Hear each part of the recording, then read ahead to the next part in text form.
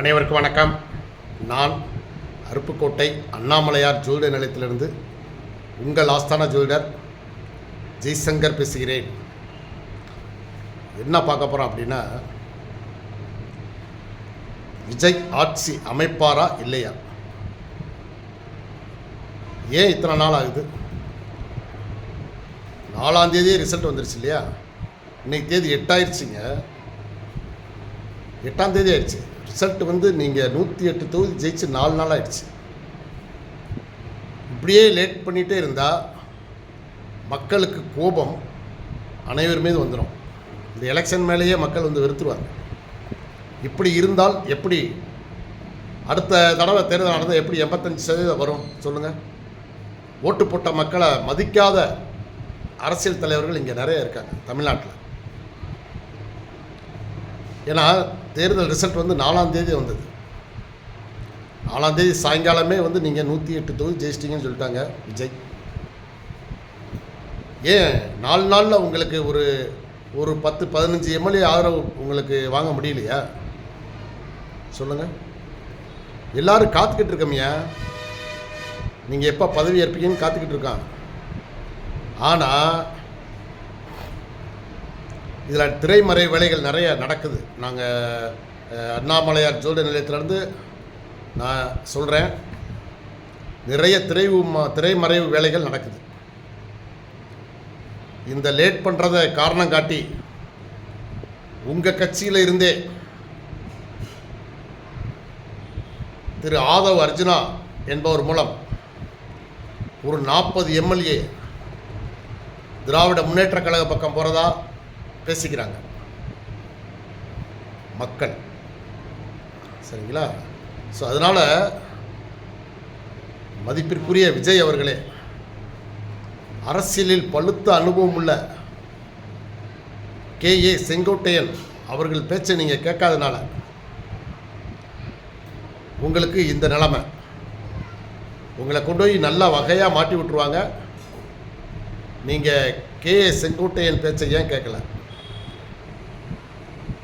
ஏன்னா அவர் தான் வந்து ஜெயித்து வரவுமே 5-6ஆம் தேதியிலே உங்களுக்கு ஒரு 30 எம்எல்ஏ சப்போர்ட்டை ஏடிஎம்கேலேருந்து நான் கொண்டு வரேன்னு சொல்லியிருந்திருக்காரு.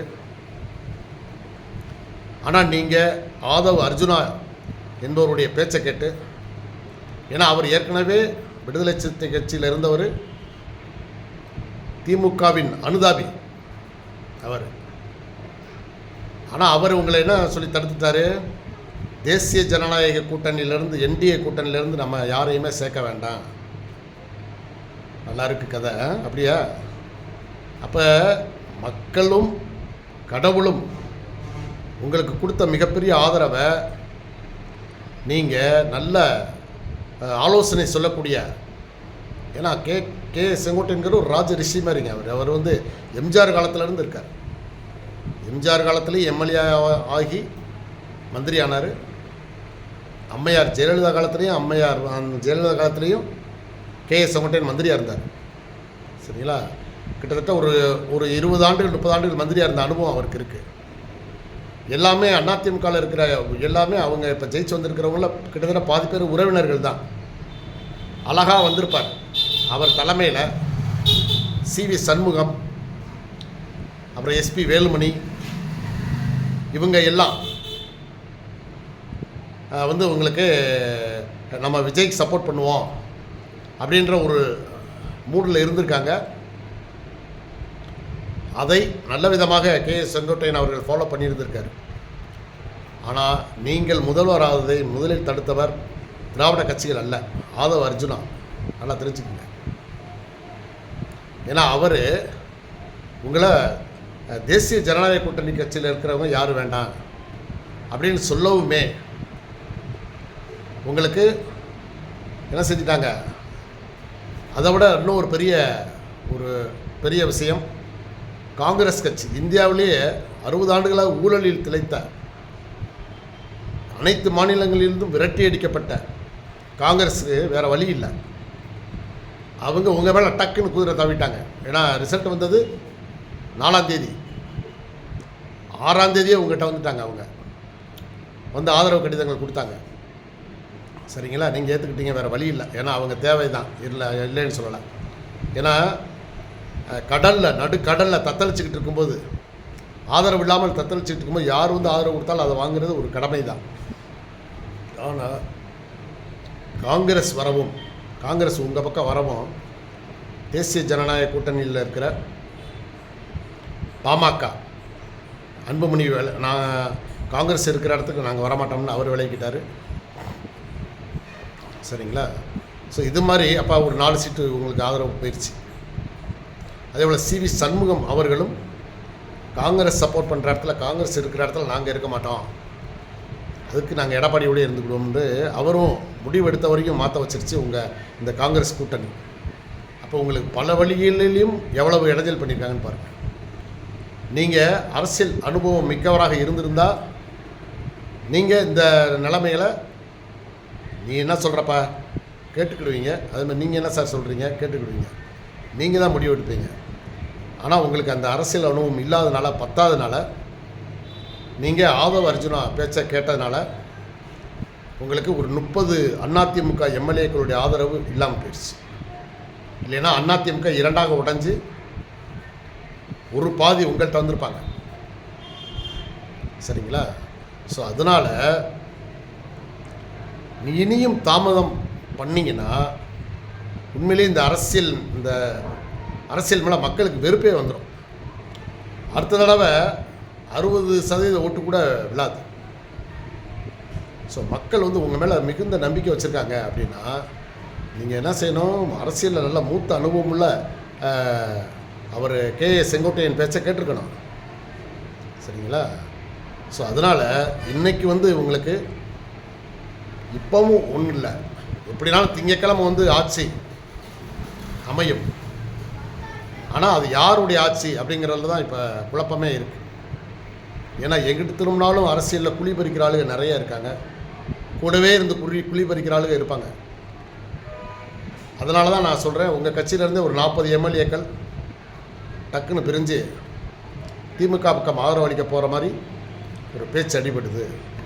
ஏன்னா ஏடிஎம்கே கூட்டணி சேர்த்துக்கிட்டால் அது வந்து திராவிட கட்சி வந்து என்றைக்குமே ஏடிஎம்கே திமுக வந்து போட்டி அரசியல் தான் பண்ணுவாங்க. இருந்தாலும் உங்களை எதிர்ப்பதற்காக அவங்க 2 பேரும் ஒன்று சேர மாதிரியும் ஒரு வதந்தி வந்தது. ஏன்னா அரசியலை பொறுத்தவரை எல்லா வதந்தியுமே வந்து சில நேரம் வதந்தியெல்லாம் உண்மையாகி போயிடும். அது வதந்தியாக இருக்கிற வரைக்கும் தான் அது தப்பாக தெரியும். சேர்ந்ததுக்கப்புறம் பார்த்தீங்கன்னா அது வந்து உண்மையாக போயிடும். ஏன்னா 108 எம்எல்ஏ நீங்கள் ஜெயிச்சிங்க. காங்கிரஸ் விவரமாக உங்கள் கூட வந்ததுனால ஒரு 113 சீட்டுன்னு வச்சுக்கிங்களேன். அதில் நீங்கள் வந்து டபுள் ஆக்ட், நீங்கள் அழகிய தமிழ் மகன் இல்லையா, அதனால் டபுள் ஆக்ட் 2 தொகுதியில் ஜெயிச்சிங்க. அதில் எப்படி 1 ராஜினாமா போயிடும். அப்போ 112 தொகுதி தான். இப்போ நீங்கள் ஆதரவு கடிதத்தை ஆளுநர்கிட்ட கொடுத்தது தான் பெரிய தவறு. ஏன்னா உங்கள் 108 எம்எல்ஏ கூடிய அந்த ஆதரவு கடிதம் மற்றும் காங்கிரஸ் வந்ததுனால வந்த அந்த 5 சீட்டுடைய ஆதரவு கடிதத்தை நீங்கள் முதல்ல கொடுத்ததுனால தான், என்னப்பா 118க்கு 112 தானே கொடுத்துருக்கீங்க, இன்னும் 6 எங்கன்னு கேட்டார். நீங்கள் அப்படி எதுவுமே கொடுக்காமல் இருந்திருந்தீங்கன்னா அவருக்கே என்ன முடிவெடுக்குன்னு தெரியாமல், சரி அப்போ இவர் தாவேக்கா தான் அதிகமாக ஜெயிச்சிருக்காங்க, முதல்ல அவங்கள கூப்பிடுவோம்னு கூப்பிட்ருப்பாரு. சரிங்களா? இப்போ நீங்கள் ஆதரவு கடிதத்தை கொண்டு போய் கொடுத்துட்டு வந்துட்டீங்க. அப்போ இன்னும் 6 இல்லாமல் எப்படி அவர் கூப்பிடுவார்? சட்டமன்றத்தில் நிரூபிக்கணும், அது வாஸ்தவமான பேச்சு தான். ஆனால் உங்களை மிகப்பெரிய அவமானத்திலிருந்து இப்போ ஆளுநர் காப்பாற்றிருக்காருன்னு தான் நான் நினைக்கிறேன். என்னென்னா, நீங்கள் சட்டமன்றத்தில் நீங்கள் உங்களை அழைச்சிட்டாருன்னு வச்சுக்கோங்களேன், நீங்கள் சட்டமன்றத்தில் நீங்கள் பதவி ஏற்பீங்க. ஆனால் 3 நாளைக்குள்ளே என்ன செய்யணும், மெஜாரிட்டி நிரூபிச்சாகணும். உங்களை மெஜாரிட்டி நிரூபிக்க விடமாட்டாங்க திராவிட கட்சிகள். அந்த நேரத்தில் நீங்கள் சட்டமன்றத்தில் ரொம்ப அவமானப்பட வேண்டியிருக்கும். ஸோ அதனால் நீங்கள் அவர் என்ன சொல்லிட்டாரு, உங்களுக்கு ஏதோ ஒரு தெய்வாதீனமாக நீங்கள் ஆதரவு கடிதத்தை வாங்கிட்டு வாங்க சார். ஏன்னா நீங்கள் 112 பேர் கொடுத்தீங்கல்ல, கொடுக்காமல் இருந்தால் அவர் கூப்பிட்டுருப்பாரு, நீங்கள் கொடுத்துட்டீங்க. அப்போ இன்னும் ஒரு 6 குறையுது இல்லையா, அப்போ அது யார் அப்படின்னு கேட்குறாரு. ஸோ இதுதான் வந்து நிலைமை. அதனால் வந்து ஏன்னா அரசியல் அன்னன்னைக்கு நிலைமை மாறுது. நேற்று ஆளுநர் மேலே தவறாக தெரிஞ்சது, ஆனால் இன்றைக்கி அது நியாயம்னு படுது. ஸோ இதுதான் அரசியல். இன்னைக்கு உங்களுக்கு தப்பாக தெரிகிற ஒரு விஷயம் நாளைக்கு அது சரின்னு படும். ஏன்னா ஒவ்வொருத்தருடைய கண்ணோட்டத்தில் அந்த விஷயங்கள் மாறிக்கிட்டே இருக்கும். சரி, இப்போ 108 எம்எல்ஏ இப்போ நீங்கள் வந்து வச்சுருந்தீங்க. இதுக்கு முன்னாடி இப்போ கவர்னர் கேட்குறாரு இல்லையா, மெஜாரிட்டியை வந்து நீங்கள் கொடுங்க, அதுக்கப்புறம் தான் வந்து இல்லைன்னா ஆளுங்களை அந்த அணிவகுப்பு மாதிரி நடத்துங்கன்னு சொல்லி அவர் சொன்ன மாதிரி தெரியல. ஆனால் கடிதங்களை கேட்டிருக்காரு. ஆனால் இதுக்கு முன்னாடி உங்களுக்கு எல்லாமே பெரும்பான்மையோடு தான் ஆட்சி அமைச்சாங்களா தமிழ்நாட்டிலையும் சரி இந்தியாவிலையும் சரின்னு கேட்டால் அப்படியெல்லாம் இல்லைங்க. தேர்தலுக்கு பல கட்சிகள் போட்டியிடும், ஜெயிப்பாங்க. இதில் யார் அதிகமாக ஜெயித்தாங்களோ அவங்கள முதல்ல ஆட்சிக்கு அமைக்க கூப்பிடுவாங்க. சரிங்களா? கூப்பிடுவாங்க. அவங்க அந்த ஆட்சி பதவி ஏற்றதுக்கப்புறம் ஒரு 3 நாள் 4 நாளில் அதை நிரூபித்தாகணும். அப்படி இல்லைன்னா பதவி போய்விடும், பதவிகள் போய்விடும். சரிங்களா?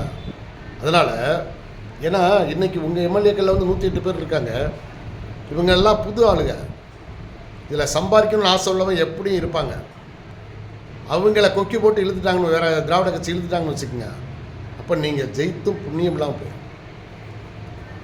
மைனாரிட்டி சர்க்கார் இதுக்கு முன்னாடி ஆண்டதே இல்லையா அப்படின்னு கேட்டால் ஏற்கனவே ஆண்டிருக்காங்க. நிறைய உதாரணங்களுக்கு இது அகில இந்திய அளவிலும் இருக்குது, நம்ம தமிழ்நாட்டிலே இருக்குது.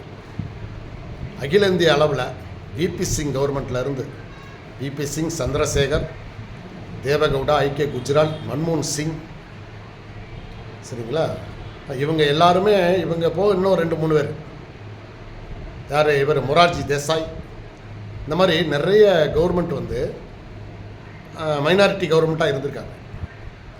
இதில் மன்மோகன் சிங் அரசாங்கம் 5 வருடங்களை பூர்த்தி பண்ணிச்சு. ஆனால் வாஜ்பாய் அரசாங்கம் உங்களுக்கு இப்போ இந்த ஆதரவு தர்றேன்ற மாதிரி ஜெயலலிதா அம்மா வந்து ஒரு தடவை ஆதரவு கொடுக்குறேன் அப்படின்னு சொல்லி பதவி ஏற்க வச்சுட்டாங்க. ஸோ பதவி ஏற்று விட்டார் வாஜ்பாய். ஆனால் 13 நாளில் அந்த ஆதரவை வாபஸ் வாங்கிட்டார். ஏன்னா ஓட்டெடுப்பில் அந்த ஓட்டெடுப்பு 2 வாரம் கொடுப்பாங்க இல்லையா டயம், கரெக்டாக 13ஆவது நாள் ஓட்டெடுப்பு. அப்போ அது வாஜ்பாய் வந்து அவர்கள் மிகப்பெரிய அவமானப்பட்டார். இந்திய அளவில் மிகப்பெரிய தலைவருங்க வாஜ்பாய். அவர் அவமானப்பட்டார்.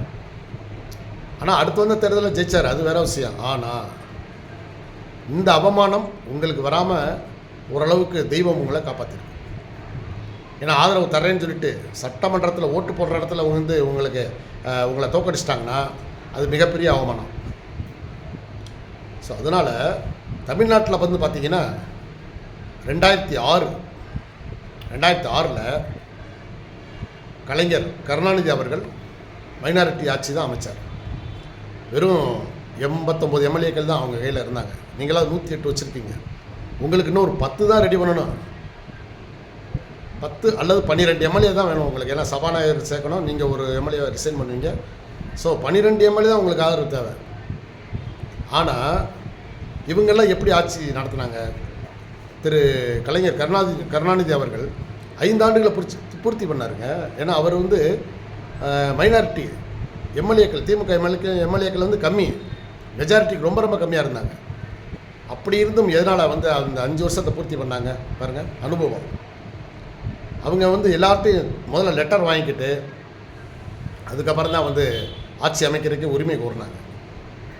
ஸோ அதனால் இந்த மாதிரிலாம் சில புலிபறிப்பு வேலைகள் நடக்கும். கூடவே இருக்கிறவங்களையும் நீங்கள் நல்லா வாட்ச் பண்ணுங்கள். சரிங்களா? அனுபவஸ்தாலிகள் சொன்னதை கண்டிப்பாக நீங்கள் கேட்டிருந்தால் இந்த நிலைமைக்கு வந்திருக்காது. ஏன்னா கேஎஸ் செங்கோட்டையன் வந்து எனக்கு தெரியும், அவர் வந்து ஒரு மிகச்சிறந்த ஒரு அனுபவசாலி. அதே நேரத்தில் அவர் ரொம்ப அமைதியான டைப்பு. தலைவர் என்ன சொல்கிறாரோ அதை அப்படியே கேட்டுக்கிடுவார். நீங்கள் அதை 2வது பார்ப்போம்னே அப்படின்னு நீங்கள் ஒரு வார்த்தை சொல்லியிருந்தீங்கன்னா போதும், அவர் எனக்கு கம்முன்னு தான் இருக்கார். மற்றபடி அவர் சொல்கிற ஆலோசனைகள் வந்து மிகச்சிறந்ததாக இருக்கும். அதனால் ஒரு 2 நாளில் திங்கக்கிழமை கண்டிப்பாக வந்து தமிழகத்தில் வந்து ஏதாவது ஒரு கட்சி கண்டிப்பாக ஆட்சி அமைக்கும். நீங்கள் ஆட்சி அமைக்கணும்னா நீங்கள் வந்து உங்களை வந்து கம்யூனிஸ்ட் தேசிய கட்சிகள் ஓகே, ஏன்னா அவங்க வந்து ஆதரவு கொடுத்தாலும் கொடுக்க வாய்ப்பு இருக்குது. ஸோ இன்னும் ஒரு 4 சீட்டு வந்து உங்களுக்கு கிடைக்கும். ஆனால் விடுதலை சிறுத்தைகள் கட்சியை நம்பாதீங்க. முதல்ல உங்கள் கட்சிக்காரங்கள் யாரும் பிரிஞ்சு போகாமல் பார்த்துக்கோங்க. இப்போ ஏடிஎம்கேலாம் அவங்கவுங்க எம்எல்ஏக்களை எப்படி கண்ட்ரோலாக வச்சுருக்காங்கன்னு பார்த்துக்கோங்க.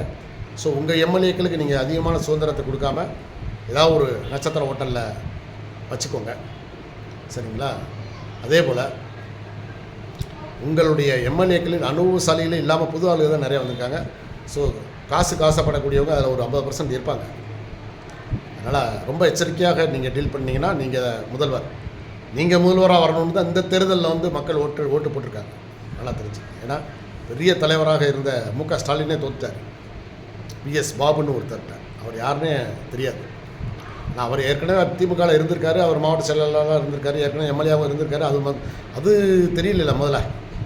ஏன்னா அப்போ அதே போல் எடப்பாடி பழனிசாமி அவர்கள் ஒரு 50-60 சீட்டுக்கிட்ட வந்திருக்காங்க. ஏன்னா ஸோ அதனால் நீங்கள் முதல்வராக இருக்கணும்னு சொல்லி தான் பெரும்பாலான மக்கள் விரும்பி வாக்களிச்சிருக்காங்க. ஸோ அவங்க அந்த மக்களுடைய நம்பிக்கையை நீங்கள் காப்பாற்ற வேண்டும். நீங்கள் முதல்வராக உட்காந்தீங்கன்னா அந்த ஓட்டுப்பட்ட மக்கள் ரொம்ப சந்தோஷப்படுவாங்க. அவங்களுக்கு நீங்கள் நல்லது செய்யணும். நிறைய வாக்குறுதிகள்லாம் கொடுத்துருக்கீங்க இல்லையா? முதல் கையெழுத்து 200 யூனிட் மின்சாரம், மகளிருக்கு 2500, சரிங்களா? இதெல்லாம் நீங்கள் நிறைவேற்றணும் இல்லையா? மக்களுக்கு எவ்வளோ வாக்குறுதியை உங்கள் மேலே எவ்வளோ நம்பிக்கை வச்சுருக்காங்க.